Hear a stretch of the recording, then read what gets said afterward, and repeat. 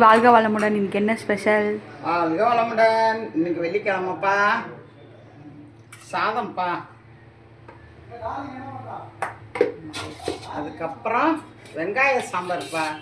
ஏன்னா காய் நிறைய இப்போ பாரு, காய் போட்டு தான் சாம்பார் வைக்கிறோம். இது சின்ன வெங்காயம் இருக்குல்லப்பா, அதை உரிச்சு போட்டு சாம்பார் சூப்பராக இருக்குது.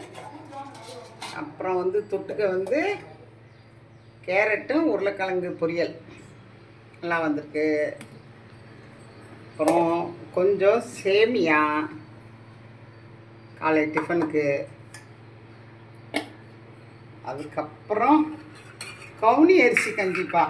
இது கர்ப்பமாக இருக்க சாப்பிட்லாம், குழந்தைங்க சாப்பிட்லாம், பெரியவங்க சுகர் உள்ளவங்க சாப்பிட்லாம், எல்லோரும் சாப்பிட்லாம். கவுனி அரிசி கஞ்சி குழந்தைகளுக்கெல்லாம் வச்சு கொடுங்கப்பா.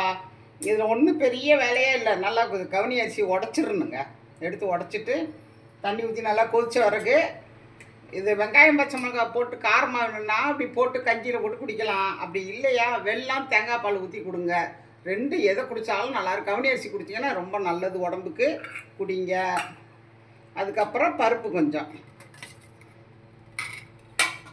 பிடிச்சிருந்தால் லைக் கொடுங்க, ஷேர் பண்ணுங்கள், சப்ஸ்கிரைப் பண்ணுங்கள். அம்மாச்சிக்கு நிறைய ஆதரவு கொடுங்க. வாழ்க வளமுடன்.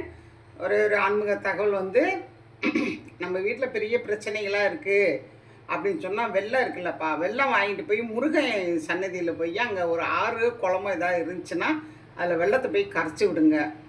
அதே மாதிரி மூஞ்சில் பருவு தொல்லையெல்லாம் நிறையா வந்துச்சுன்னா அவன் முருகனோட சன்னதியில் போய் உப்பு மிளகு வாங்கி அந்த முன்னால் நம்ம கொடி கம்பம் இருக்குல்ல, அந்த கொடி கம்பத்துக்கிட்ட போய் உப்பு மிளகு வாங்கி கொட்டி விடுங்க.